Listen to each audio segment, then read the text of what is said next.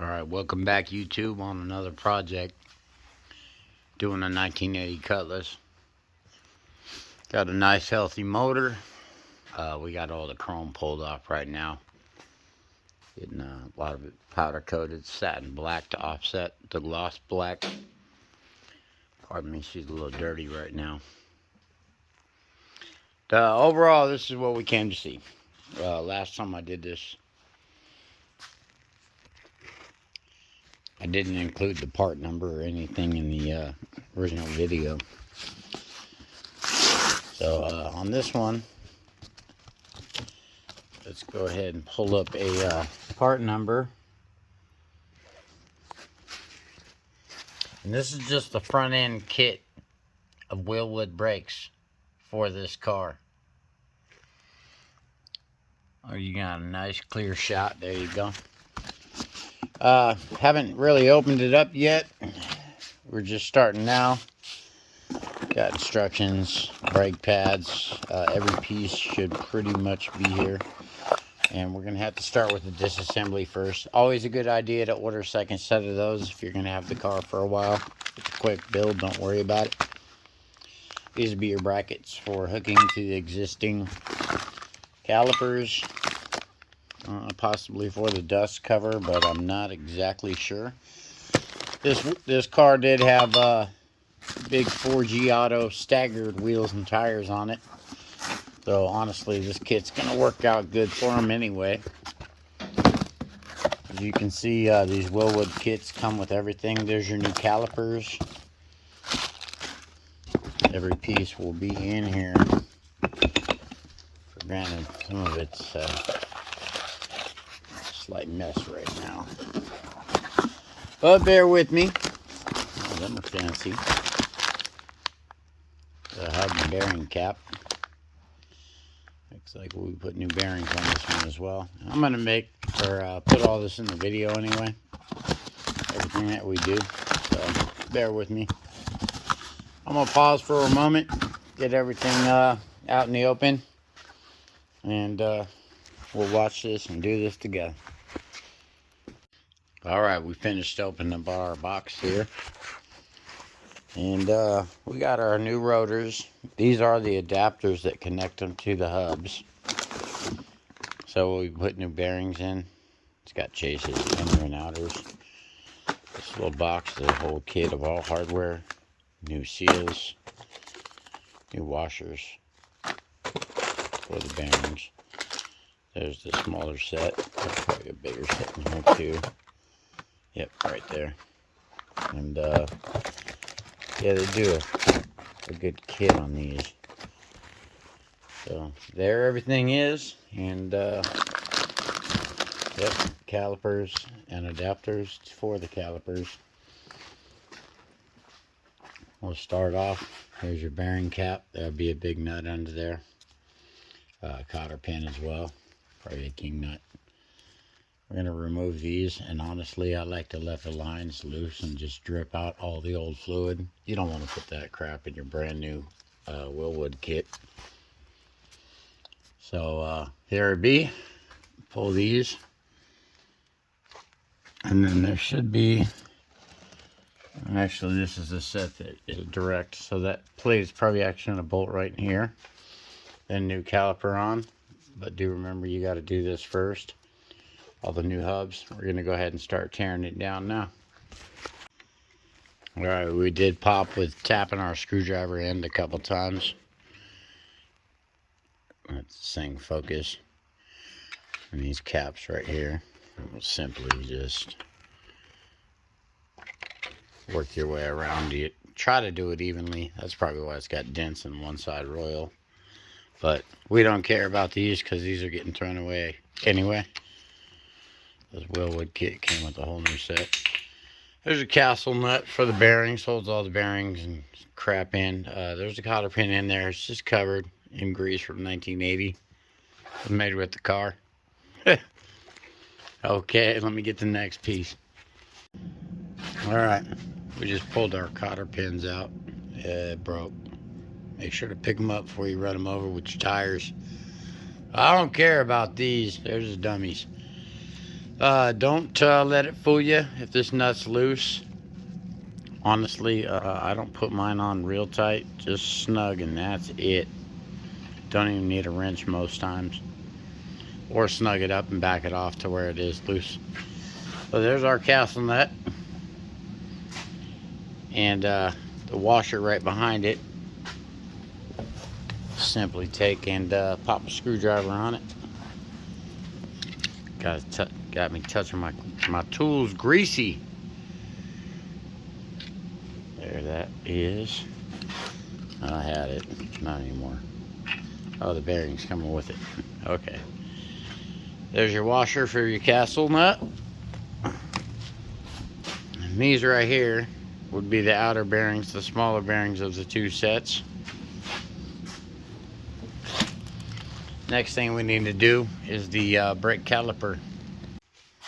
Alright, for removing the two bolts that hold the caliper on, we got a 3/8 drive, not impact, but 3/8 Allen wrench with the 3/8 drive. We got the bottom and we got the top down here. I'm going to go ahead and pop this. This is to the brake line. I'm going to just let it drip right here on one of these pads. Like I said, let all the old stuff out. This one doesn't have too much in it, so these two pads will soak it up. Alright, let's go ahead and get to it. Sometimes it's easy also to turn the steering wheel to the left to make this go that way. And on the other side, be the opposite, turn to the right. Give you a little more room back here if you ain't got a short one. And right before you depress or pull these hardware bolts to the caliper, sure you get in here with a screwdriver or something. I don't recommend doing this on new pads. For these old ones, if you watch the caliper, it'll compress. And then the brake pads come loose, and you got some wiggle room.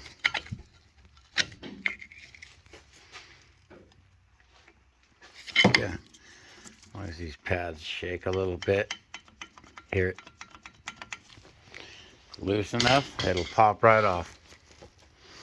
Then you can go ahead and finish pulling these bolts.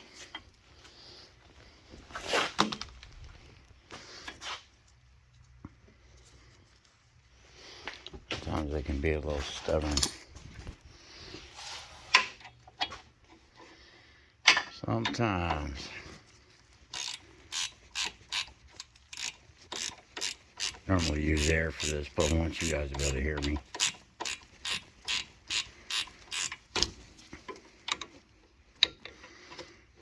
A little tight. I'll go ahead and wrap this up, pull it off, show you what it looks like underneath. Alright, everything's loose. Just pulled the bolts. Wiggle it around. These pads actually look relatively new.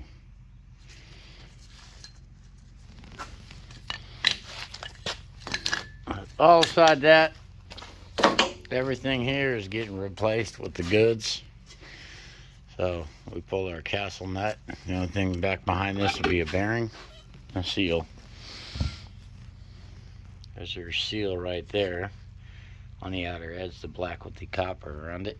Your bearing is just inside of that thing I just moved.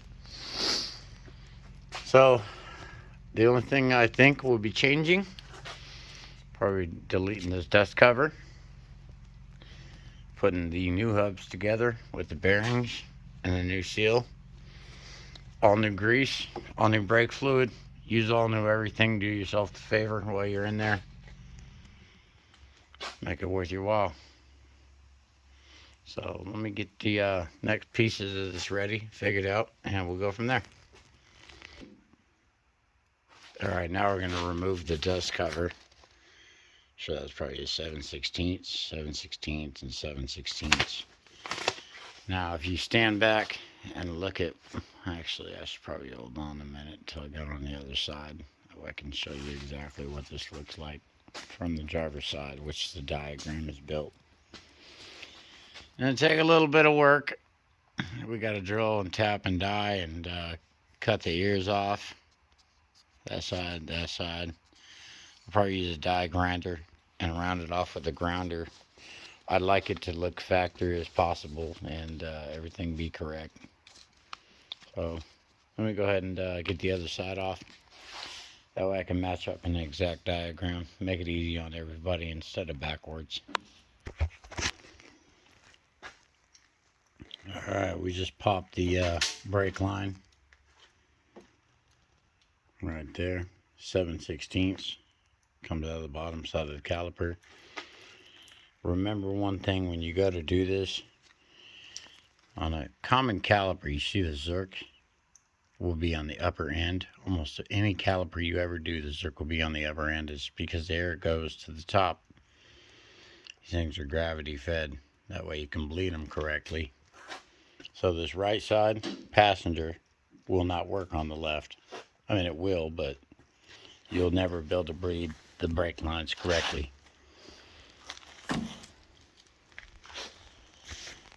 Well, let's go ahead and break down the other side. That's what I was trying to work on for you guys anyway. Alright, looking at the chart again, we're going to have to slice this. I prefer a air die grinder, or I just got this little Milwaukee device. This thing works amazing, actually. Probably end up using this because it'd be faster. I'll be cutting for a while with the die grinder. Either one of those will cut pretty clean. As I said, I wanted to show you this too on the correct side that matches it. Now you can get a better look. So, obviously we're going to be cutting it right here down. And I'm going to clean this all up first with the little tool over there with the Brillo pad. We can get bare metal. It's always good to do it that way. Maybe we'll paint it up before we put it back together. You're going this far, might as well make it look nice. But, yeah, we're going to slice the bottom. If you look at it, there's stuff like that hole. Pay attention. So, right here in the center of the screen, right where the bump out is, down. And then somewhere right in this area, down at an angle. Just match it to this. It ain't got to be perfect. It's actually just taking it out of the way. And then this is a little different than the last car I did, which was bolt on directly. This one does not do the same. So I'll pause this and we'll figure it out, clean it up, and I'll show you what I do step by step. Alright, we have taken the die grinder with the 2-inch Brillo pad. Works really good on something like this. And we've tried to replicate. This doesn't have to be perfect, but really close is always a good idea. My black marker, we're going to remove that now. As you can see, I've cleaned up most of the metal and made it clear. Good marking. Stay on there. Ain't going to chip off while we're in the middle of this. And you're stuck with eyeball only. So there it goes, and let's go ahead and get this piece cut and follow along. Alright, this did work well. I had to take this off in 2 pieces on the outer one. This ear that goes here, and actually right about there, there's another piece. But this piece was in the way of my grinder head fitting in here. So I made 2 cuts, actually, one here, and then I came in for the final cut there. Final cut, 1 shot there. But I'm going to take a grounder and round off these edges. Make everything nice and good looking, per se. That way it looks stocker, original. Just, yeah, you don't want to leave all these sharp edges just looking like garbage in here. So, do it right. Alright, we have now cut this side. Very similar. This side is cut as well. Doing them both at the same time. There's what it be per instruction. Now we're going to go ahead and grind all the edges. Make it look a lot better. and see what we got around here for paint. I think we're gonna have to rock some bright pink, honestly. Yeah, just kidding. Hold on, bear with. All right, we got our rough cut, obviously. I did hit it with a slight grind, real rough. Just started smoothing this one using 60 grit. This is the secondary. I used the grinding wheel first, and then come back chase after it with this one to get it a little bit smoother, like I did here. A little smoother, a little rougher. Let me show you the other side, actually. This one is still real rough. Deep gouging. We can clean this up and make it look more stock. Now with everything cleaned up, and we got the edges looking a lot better. Let me get this light a little more focused. Basically rounded it all out, just cut everything, cleaned it all up. We slapped some paint on there, should look pretty decent. Let's go ahead and figure out what tap and die, drill holes, all that. And per instruction, it tells you everything you need. Don't worry about this yet. We are going to pay attention to these two holes. Need modified drill, a .332 diameter hole, 1 inch deep, tap with a 3/8 by 24. That'll be a fine thread American. Countersink. Countersink means this piece right here. It's basically so the bolt can be flush mounted. If you look at these bolts right here, actually these are probably Ford, I'm pretty sure. I'm pretty familiar with these, but see how they've got that angled head to them? You want that to be flush at the metal, all the way sunk in. That's what the purpose of this is. Bear with me.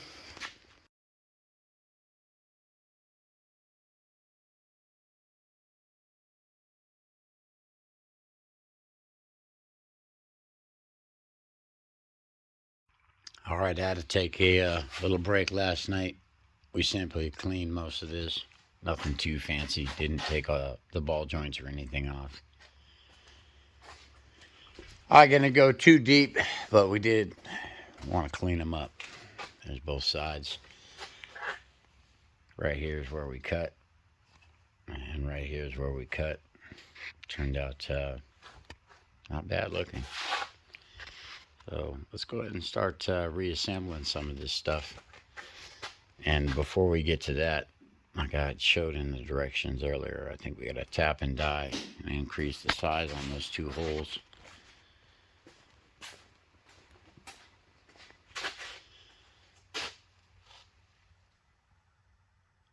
And on the instructions, see how it's threaded in there.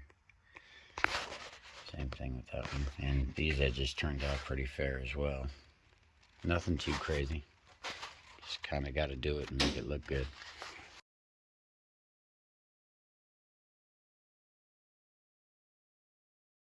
Went ahead and double checked. So 0.332 diameter, 1 inch deep. Worked out to be a 5/16 drill bit. I went through a good few of them, sizing them up perfectly to be the right match for this. Okay, we've already drilled them out. This one bottomed out actually, as you can see in there, about just over 1 inch deep, I think. This one goes all the way through. So I've got my 3/8 diameter by 24 fine thread American. And I'm slowly going through that. I got the drill set real soft, by the way, and you have to really make sure that that thing is straight as can be. Take your time. A little squirt of cutting oil, or even WD-40 if that's what's necessary while you're doing this. And I'll go ahead and show you once we get done. These bolts right here, found in the hardware package. And I'm going to include a picture of all the part numbers, but this is their part number from Wilwood. And actually, there by the size on there too, you can tell what thread to tap and die. 3/8 by 24, 1 inch. Alright, and I've slowly went through it. Like I said, set your drill if you do it this way. I was going to do it with my regular T-handle, but I thought cutting off the tip of the spindle might be a bad idea in the game. But, anyway, nice, smooth, straight. I use oil, it does make it feel better. There you go. Alright, we got one side on. I always lock tight, by the way. Let me get this focus. You look at this, it's got the flush mount set up on it right there, so that this can actually flush mount. But do Loctite these right on the spindles per instruction. I got this side on already, just like that. And like I said, don't make the mistake of putting the flat side out. Alright, with our pure awesome cell phone holder.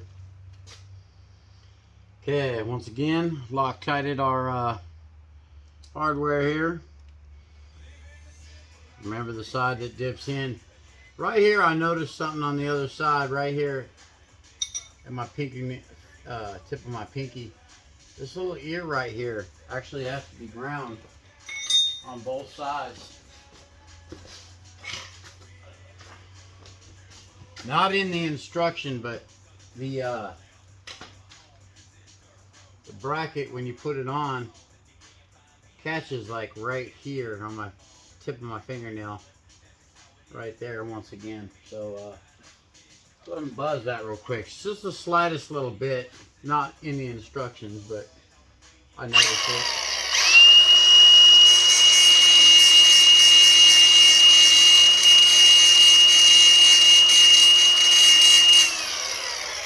Like I said, it's just the slightest little ear that is catching it.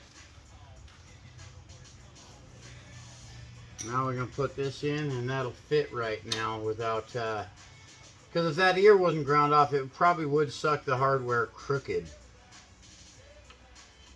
So we drilled our holes just a hair bigger than what they are original, by the way, and then re-tap and die them and run new bolts. You start these by hand. Get them in a good couple threads, make sure they're kosher.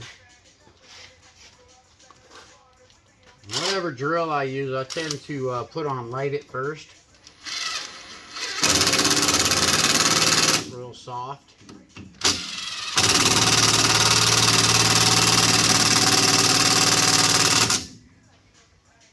And it's snugged up nicely, so now we can go a little higher.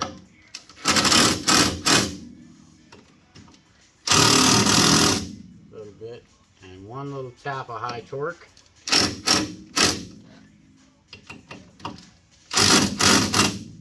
Has Loctite included. So let me get the next step of this thing going, and I'll keep making this video. Alright, we're going over the instructions here. Let me change my headlamp a little bit so we can see what the heck we're doing without messing up the camera. Okay, this is all part of the instructions. This picture, sorry, I'm looking through my camera to do this. This right here is our hub assembly minus the cap. Lay something on the ground like cardboard so you don't scratch it all up. Do pay attention. This thing's got a lip to it. Make sure you get it the right direction. If you look at the directions, we'll be going from the back, this back side, and we're going to be going out. So it looks like the inset will actually sit in this way, and it rides just like that. And then you got your new brake rotor, and that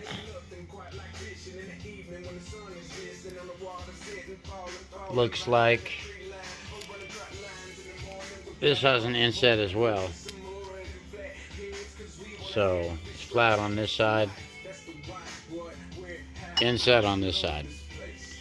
So that being said, inset goes up. Well, depending on which way you got your hub, but if you're going to stack it like I am on the floor here, there we go. Now I'm going to go through the hardware, figure out what bolts go where, and we're going to Loctite every single one of them.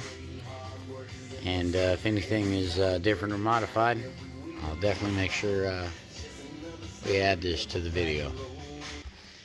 Alright, just speaking of mistakes, I almost got one. Lug nut or lug studs. These are in the package. Now, the wheels that fit everything on this car, I know we have 4G autos, but they are set up for the 5 on 4 and 3/4 pattern. So we're going to place that through there, and we're going to look for our lug pattern. Let me adjust this light. There we go, it's a little better.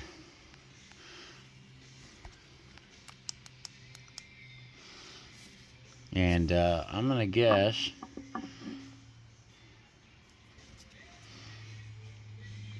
there's 2 sets of holes, so this is a universal hub, obviously.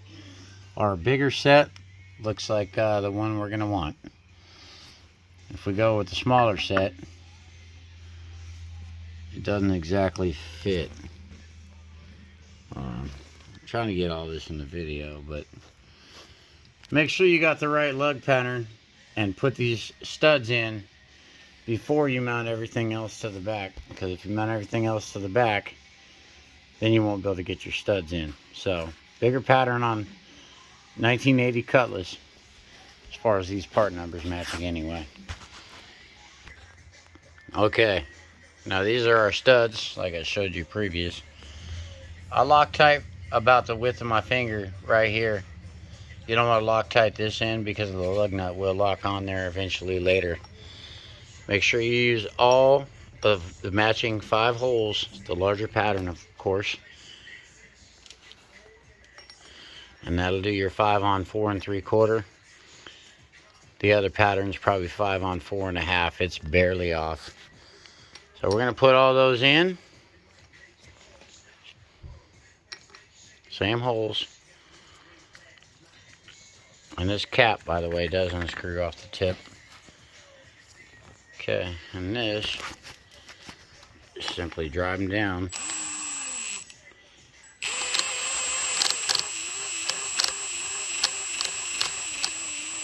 I'm going to use both hands here. I'm going to assemble this, and then I'll show you what it should look like when it's done. Just pay close attention to the way everything goes together. Don't miss anything or you pay the price later.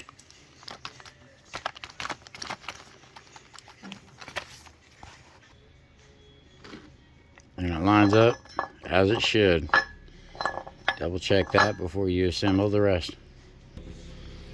Alright, let me zoom this in here, as it shows this bolt right here, number 10. Flop this over. I think this wouldn't be a bad job for a lot of people to do.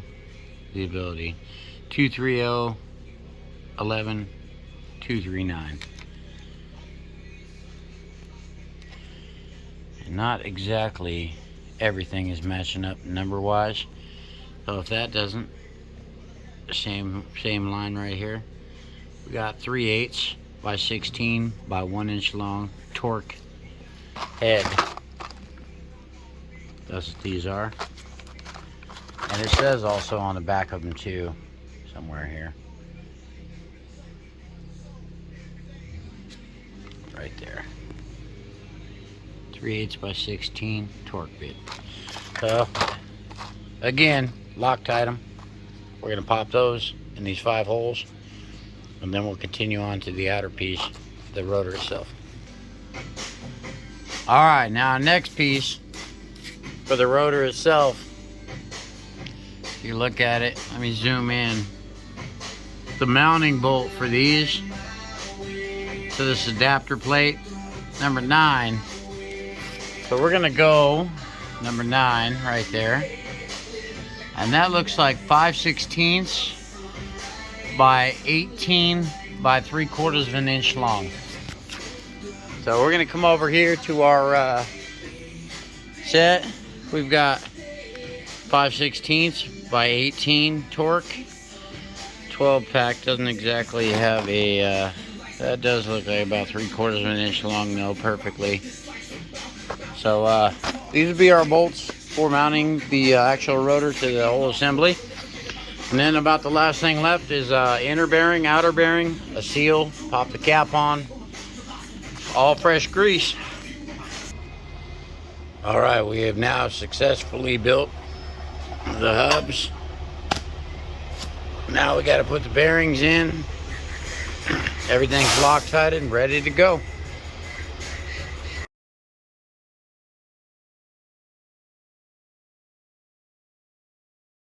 All right, and now it is time to get on the wheel bearings. The whole hub assembly slides right on. Fresh grease, and then the new caliper mounts to these bolts. Provided you will need shims to make this ride correctly. If it's off, it's going to rub and it's going to burn your brakes up instantly or very, very fast. So there's our stuff cleaned up, ready to go. I'm going to see if I can set this camera up real quick. Bear with me.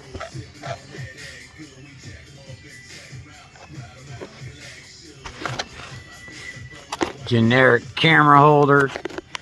Okay.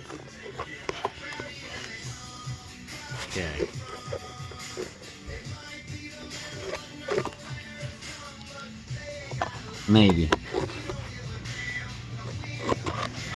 All right, I think I got it. Okay, we are going to take, I've already done the other side. This is the seal.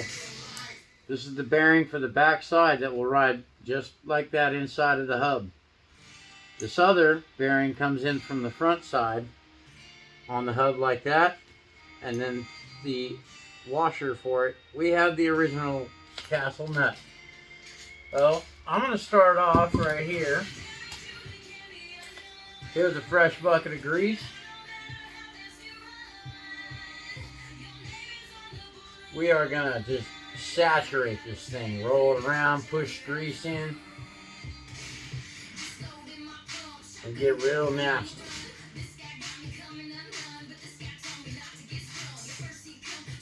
So here we go. Okay. And also, don't be afraid to shove some spare grease down this hole, just to kind of fill it. You honestly want it as nasty, grease-filled as possible. So that's got a race just inside. We'll wipe this all up in a minute, don't worry. Okay. And hopefully you got a bunch of gloves, because this stuff is nasty. So we're going to put that in. Right behind that, the seal. The metal goes up. The open part of the seal goes down into it. We're going to tap that in, and I'll just real light taps, work your way around. Don't force it, just gently work it in. Work your way around, and it will, you'll notice it locks in.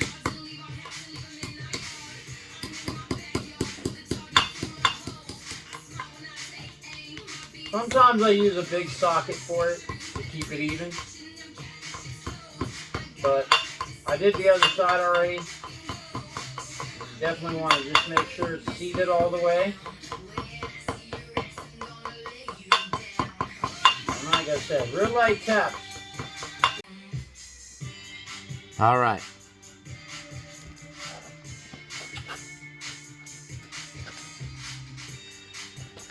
We got the back all situated, bearing greased, really greased and greased, like nasty grease.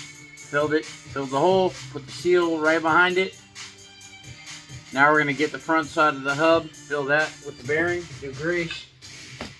I'm sure it's on point.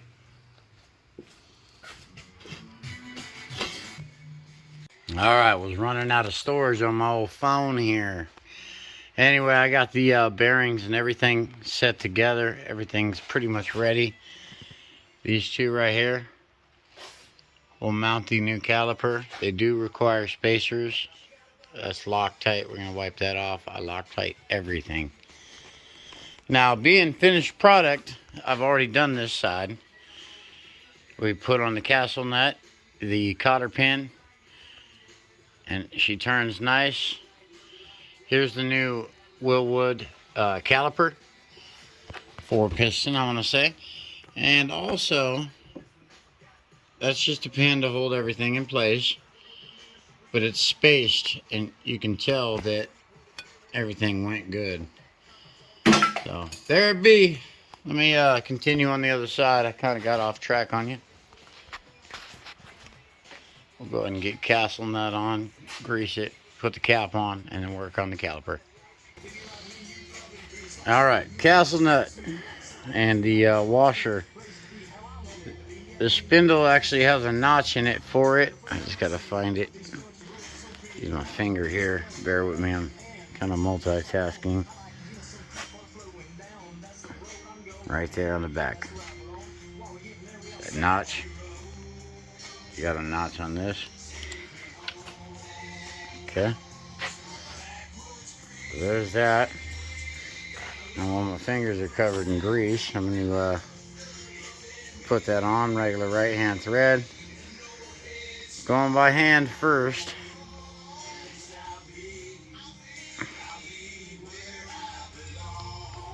And then I'll break out a socket. I believe that's 1 1/16", but let me double check that and make sure I ain't lying to you. Somewhere here.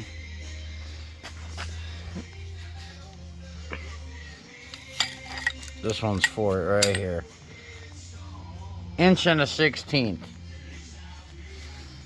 And I like to bring these down, just snug them up, and then back off. You don't really, almost want to do it pretty much hand tight. Don't use no impact on this. I mean, if you want to pull it off at one, fine. But do not use an impact. It'll destroy your bearings. Okay, and as you're doing this, just kind of make sure everything is in place, going well, and rolling like it should. Like I said, if you got a 1/4 inch ratchet, probably be the best. Right there, it stopped. So, still spins good. We got to find the actual cotter pin hole, though. And I think it's right there. So, we're going to try that. It feels good. I don't want to go no tighter. Let me snug that up and get a cotter pin in it. Alright, we're going to do it this way. It's always good to use brand new cotter pins and stuff like this. I'm going to turn this sideways so that when we actually open this, we can work with it here. Trying to fight it. Okay, so, and that's what I'm doing now, is fighting it. I'm going to probably clip these a little bit shorter unless they fit okay. We're going to try. That'll fit under that cap right there. Our new cap is right here. This cap simply just goes on. It's threaded. So we're going to make sure it fits, and it does. So now I can go ahead and fill this with a little squirt of grease. Don't be afraid to grease the heck out of all this, man. You got brand new bearings, all that. Let me change gloves, bear with me.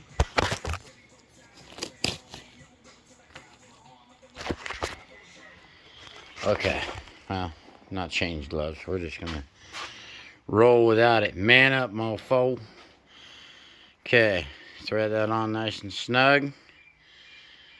And then we'll probably just wipe the excessive grease off of it. There we go.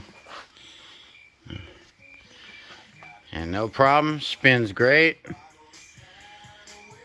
Nice. Alright, we've got our brand new caliper. This is the point where original factory brake lines from your car enter the caliper. And you've got a lot more to it than the standard normal one. Okay, I have already got the pads out. There's little notes and stuff. What you see right there, braking caliper grease. Just lightly, don't overdo it. And then these just have to fit correctly. So we're going to slide them in. And actually, I forgot to do something here. This pin holds the brakes in place. So there's that. We're going to slide it back in. Okay, that one's good. Let's go ahead and flip that over. Pop in the other one. Sorry about the camera angle, guys. I wish I had one more arm. Maybe if I get the COVID shot, I'll have an extra arm. What do you think? Slide your pin in. Okay, and we're just going to simply put that through there for now. Slightly bend it.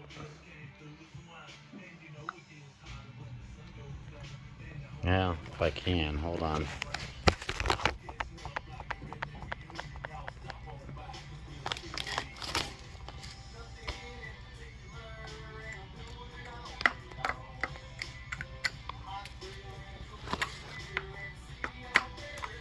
Bear with me.